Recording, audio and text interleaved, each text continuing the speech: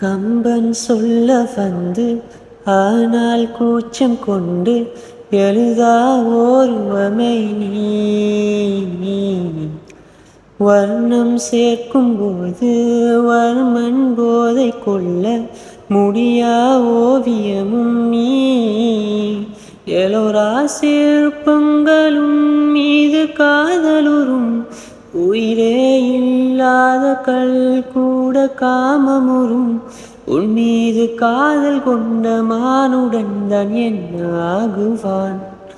குறுமுகில்களை சிறுமுகில்களில் யார் தூவினார்? மலை கொண்டு கவிதை தீட்டினார். இளம் பிறையினை இதழிடையினில் யார் சூட்டினார்? சிரித்திடும் சிலையை காட்டினார்.